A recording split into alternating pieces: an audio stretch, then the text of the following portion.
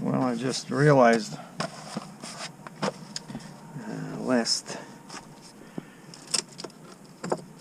yesterday that we have passed the first quarter, and that I need to do my IFTA.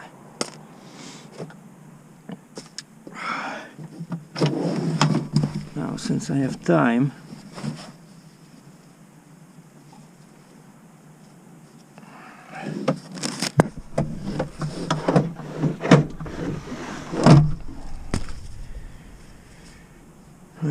so I can do it now. All right.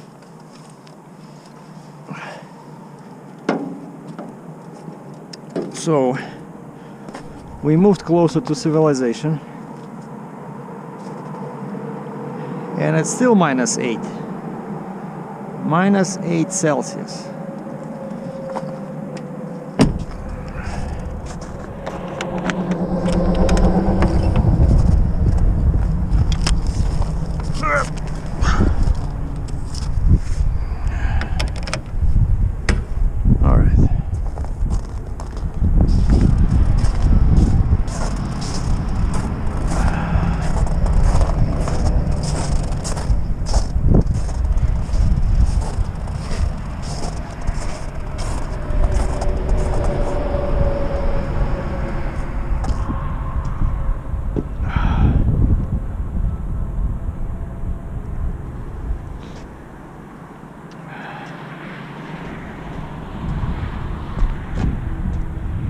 Trying to find a place where it's clean.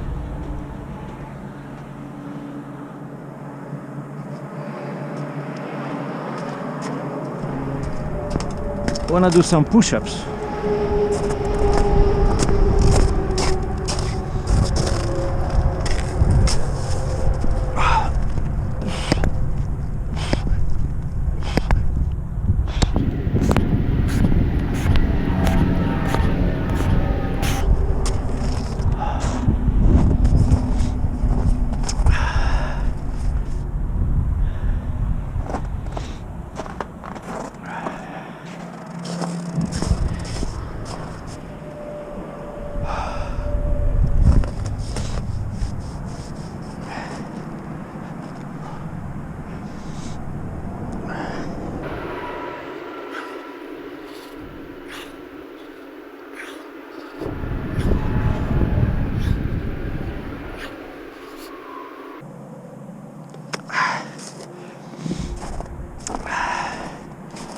Just, you know, move a little bit. Otherwise, I find that if I don't do any exercises at all, then you go get loaded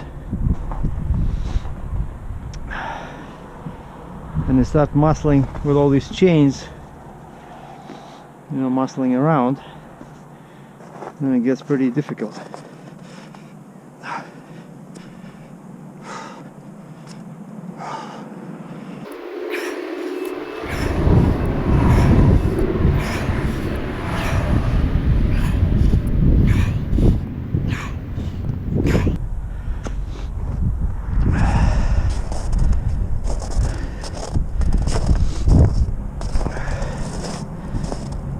So the good news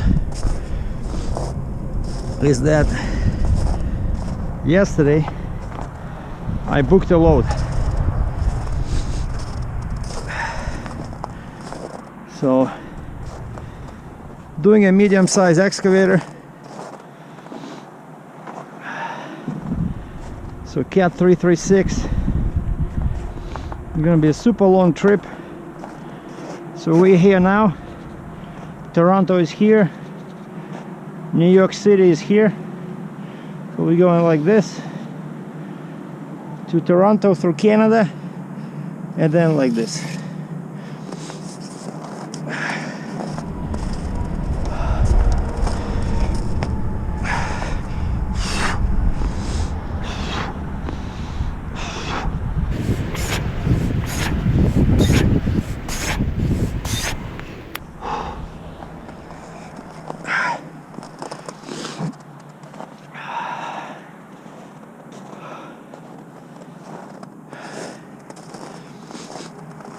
All right, one more. So I did push-ups, squats, row, and high pull. This one. Okay, one more for stamina.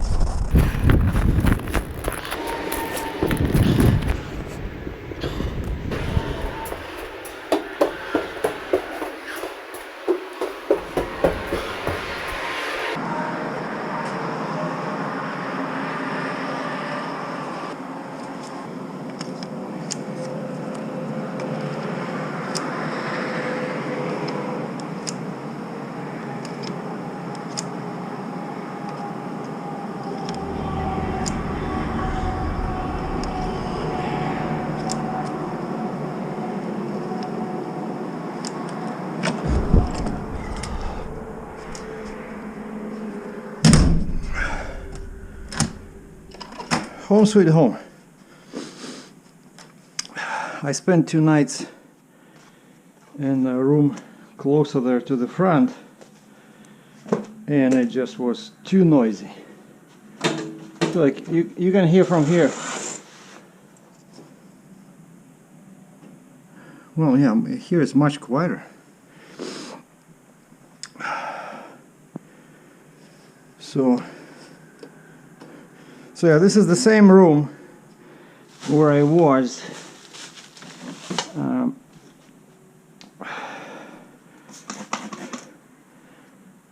last time I was here.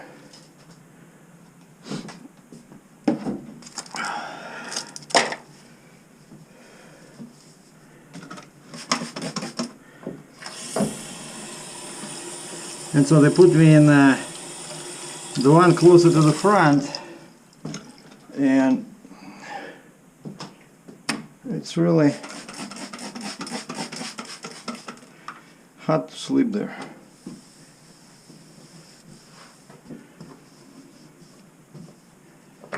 And I think I saw they had somebody here. Of course.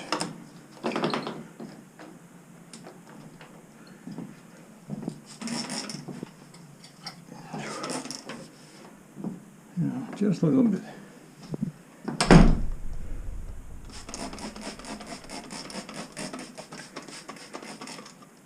We don't want any jams.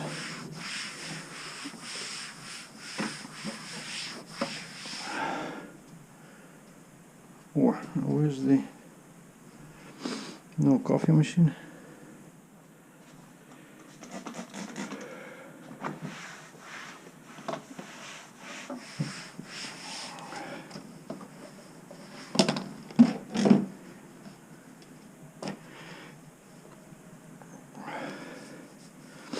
So yeah, about the load.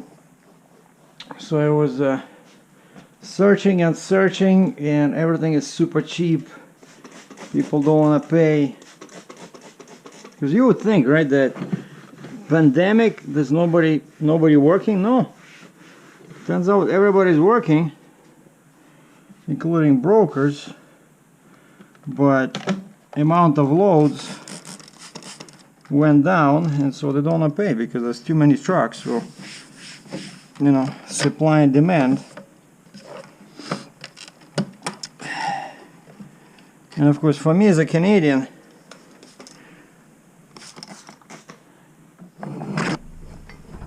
I have a much better chances to find a good load through a US broker. The Canadian brokers, you know, like they in totally different.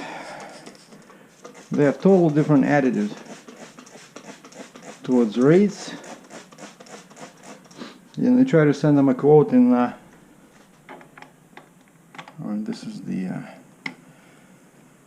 heat for the room. Like last time I couldn't find it. Like why it was so cold.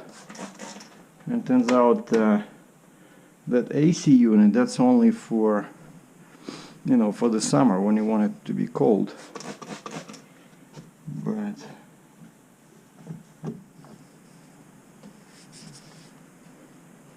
the heat is that one.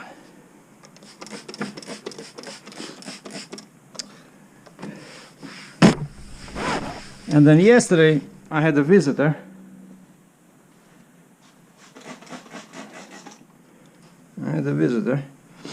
A guy texts me and he says he's in good position. He's grateful to his kind of destiny. He says, I'm working, my wife is working, so we want to bring you some food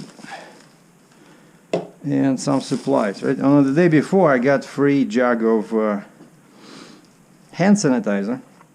Now this gentleman was also from Edmonton, like my friend Rob. And I said, wait, are you sure like you want to be driving 117 kilometers? And he says, yeah, no problem. I said, well, I will be able to come out and, you know, shake your hand. But I said, we can talk, you know, across like the trail or something like we did last time. So he brought me chicken, he brought me a whole bunch of stuff, some veggies, he brought me these snacks, some bananas, some bread, you know. He brought me juice, but that one is a bit too sweet for me, so I had like a cup. But the cool thing is he even remembered in one of my videos, right, how I was complaining it's hard to find stuff. So he stopped by, I don't know, Walmart, and he bought this, and he says so that you can make your own mask. And he got me a stapler, he got me these, and these are like all different sizes, I think, so that should work. But I saw a video about this. I think it should be like what I'm thinking is. I think it should be like a bandana. Yeah, exactly. And there was a video on YouTube about this. Oh, like the lady was saying something like this. And basically, of course, this is not cotton, but all you care about is that it can hold a mask, and then you put a I think that's how she was doing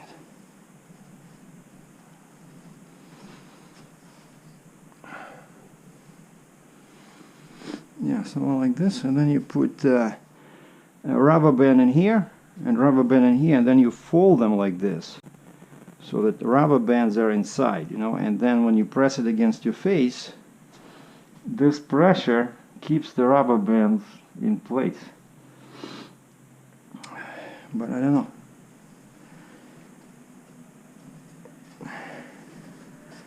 You know, so that's something to try. So thank you, Wayne, once again. Super grateful. And I was afraid this would go bad, but of course you have they have fridges in here. I'm gonna eat it later today. And just warm it up. And the plan is he brought me some tortillas. And so I'm gonna warm up chicken and then cut it in pieces and make a tortilla with chicken and with some veggies. I got some cabbage in here. I got some celery. Oh, I still have one avocado. Yeah, I got cabbage like whole, and I got cabbage, you know, like coleslaw.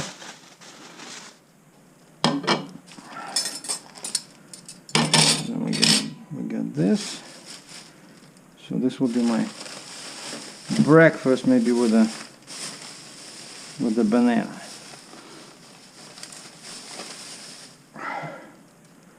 All right, let me go get because the guy downstairs, when he switched me to this room. Oh yeah, so and Wayne also paid for 3 nights. Like, he didn't tell me anything. I'm sitting in that room, and next thing I know, my phone is ringing, and the lady who was on that day shift, she calls me. She says, some guy just walked in and he says he wants to pay for your room. You know anything about this? I said, well, I'm expecting a guy. He's bringing me some stuff, but he didn't say anything about the hotel. And she says, well, he already paid. He paid with a debit, so you're staying for 3 more nights? I said, I guess. And so, I said, okay, I'll check, you know, in the morning, so maybe you guys can move me. Like, this is a much better room, much more quiet, and I can see my truck, because over there were columns in front. You know, here I can observe and interfere in case somebody tries to steal my 60-pound kettlebell. So very important. All right, so let me go grab a coffee maker. Yeah, and the guy downstairs says, Sergey, usually I check the rooms after the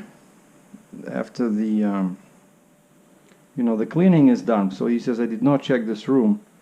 So he says, let me know if something is missing. And like yesterday, yeah, they had the coffee maker was here,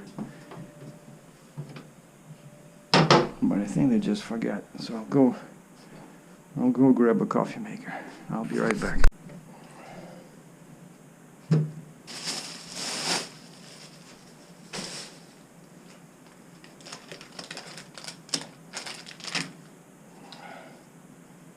Give me these cups. Oh, I still have cups. I don't want to use these. I'll use those in the ones that are fat.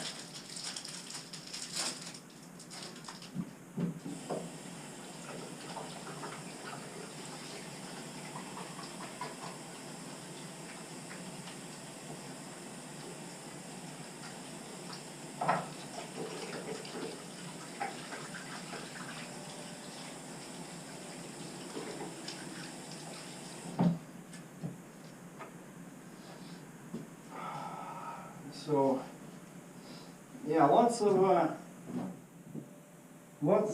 super kind people in Alberta, you know, from what I can tell. I had Rob come out, bring me stuff. I had the guy drop off the hand sanitizer.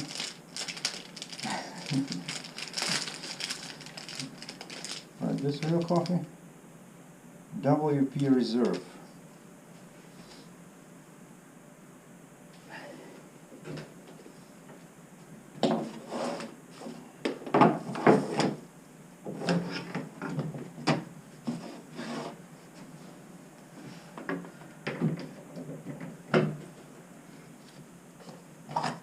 It's one of those 1-cup coffee makers.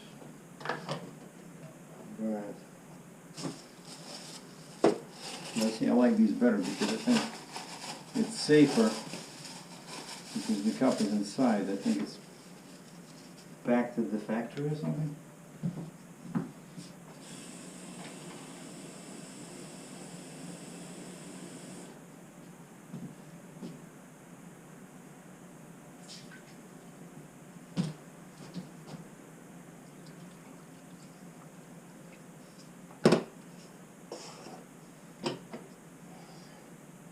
And that's it. We have ignition.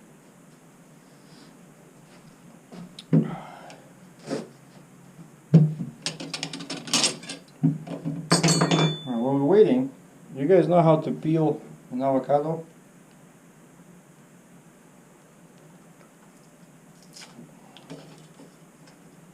But you need a sharp knife. Go like this, in half, and then see, this knife doesn't want to cut it. And basically you just cut it in 4 quarters. Right? Has to be ripe for this to work. And then it's very easy to peel.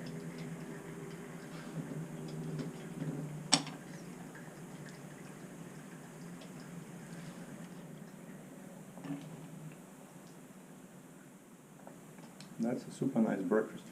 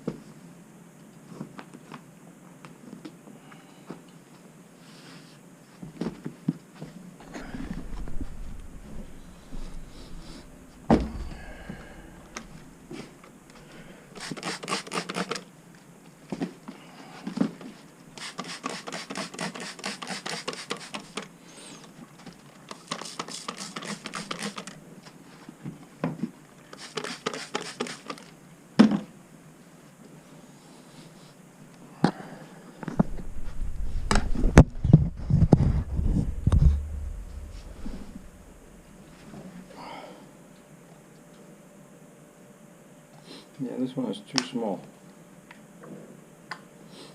It doesn't last too long.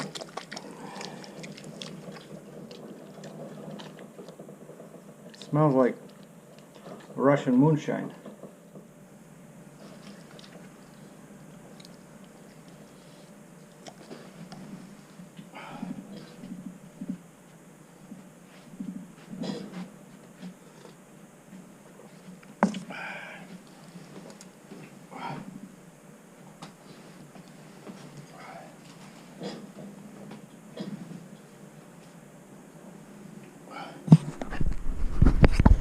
So yeah, you see, that's what I think I should probably do. So this is my fuel, right?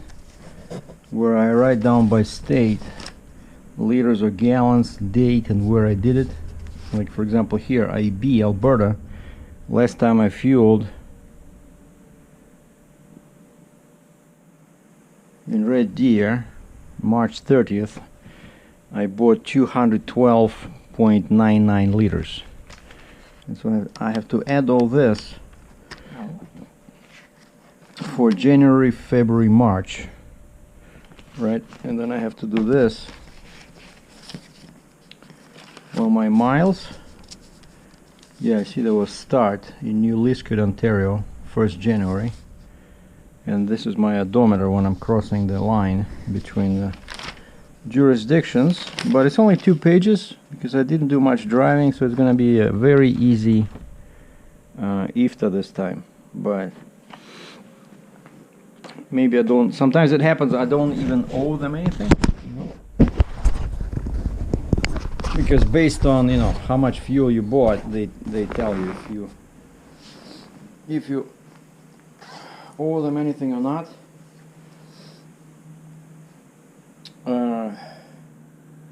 In Canada now, yeah, like I mentioned, we're getting we're getting some financial help because of the virus. I already got mine.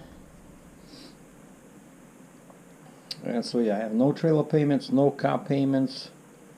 They're working on the Jeep to defer the Jeep payment. The only thing that's taking forever is the truck. The truck, they say it's taking up to like 14 business days, and I give them like an application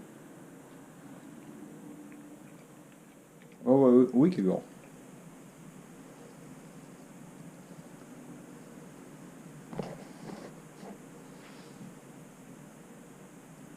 So yeah, that's what's going on. So we have a load, we got lots of food.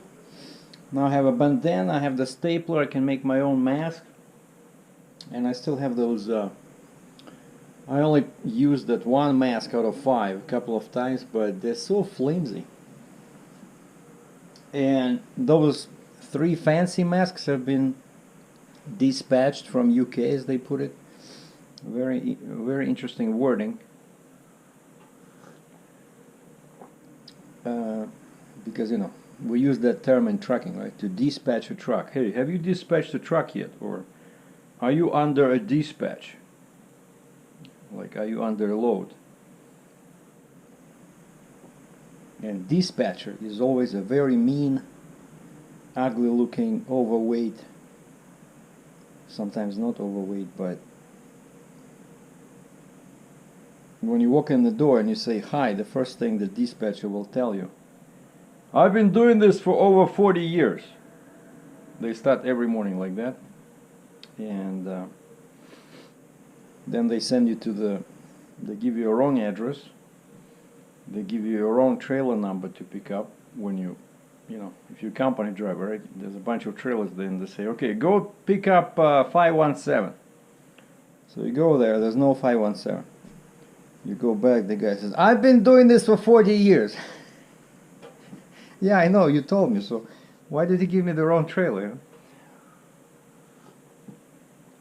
So they give you your own trailer, they give you your own truck if you're a company driver. They set up your border crossing in the wrong port. Like, you know, let's say in Fort Erie, Ontario, trying to cross in Buffalo, New York. You go through customs, and US guy says, park your truck, go inside. What's going on?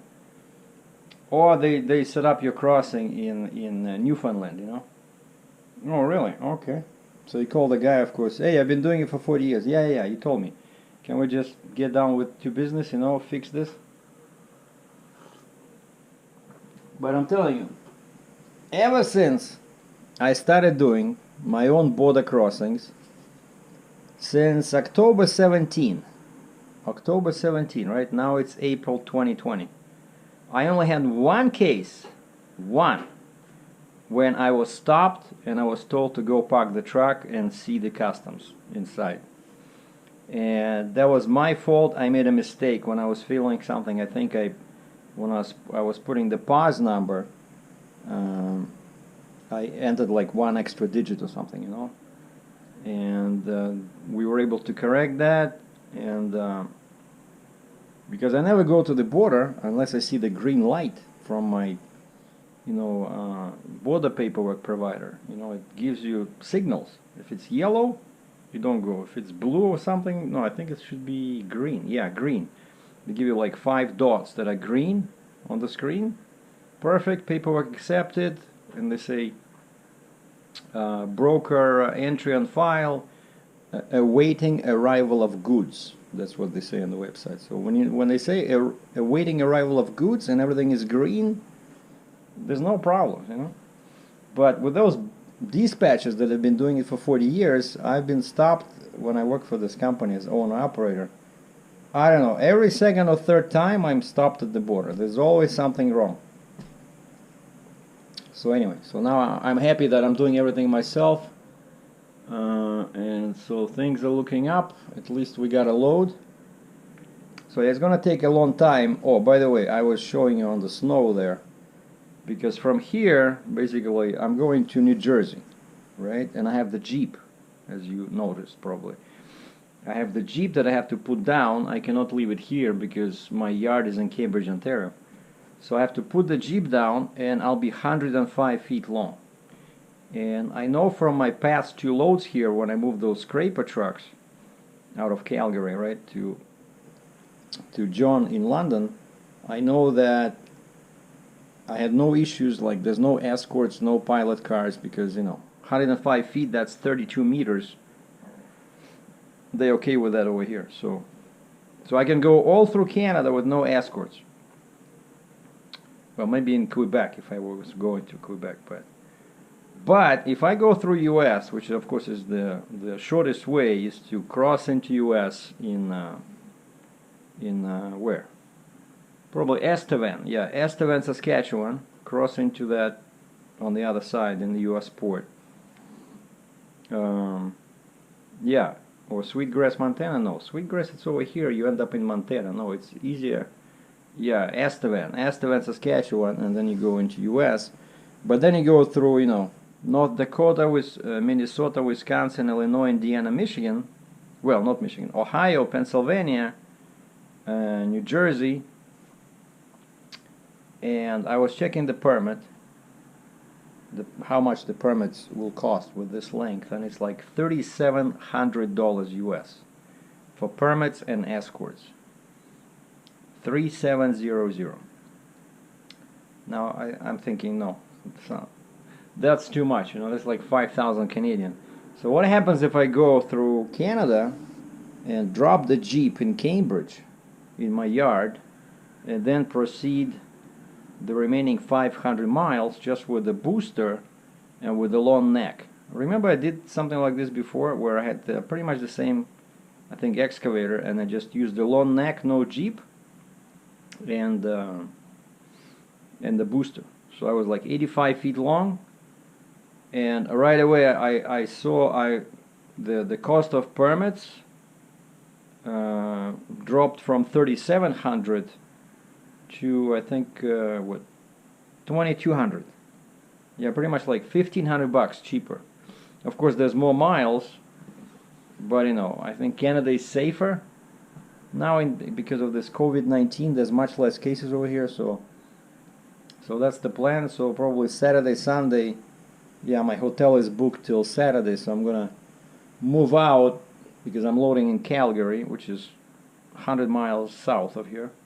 Just go south on Highway 2 and probably stop somewhere at the truck stop on the way in there, and then yeah, my loading is only on Tuesday, yeah, because we have Easter, right? So my loading is on Tuesday in Calgary, and then, you know, I'm gonna load, take my time, order my permit. I don't want to order permits unless I scale.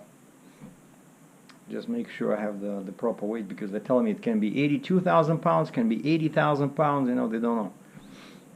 And then I'll just get Alberta, Saskatchewan, Manitoba. And then as soon as I enter Ontario, as soon as I enter Ontario, I have my annual permit, which covers me for 105 feet long. I don't need any extra permits. The weight is good.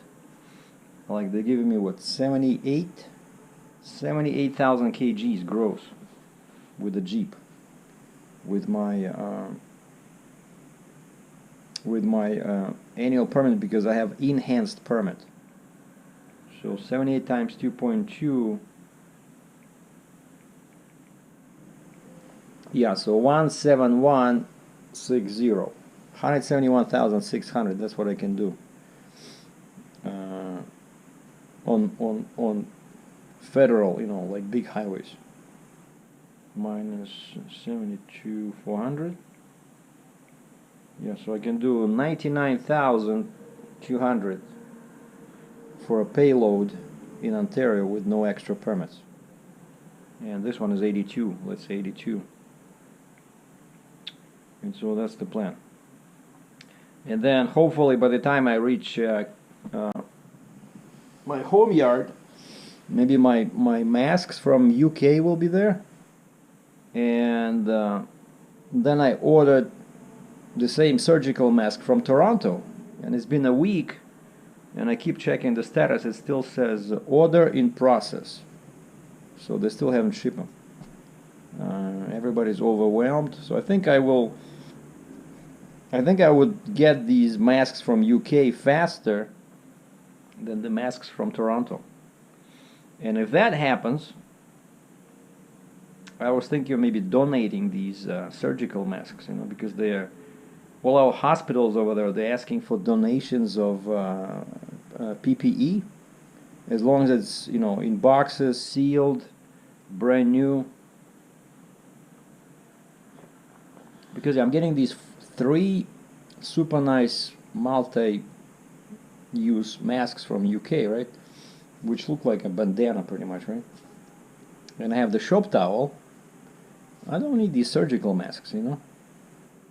And so yeah, I bought 2 boxes, 50 masks each, so 100 masks, you know. They might help somebody, right? So, and I went on Google Maps and I clicked on the hospitals in Cambridge area, and all of them on their website they were saying, you know, if you want to help out, if you want to drop off some PPEs, like, you know, as long as it's brand new and it's sealed.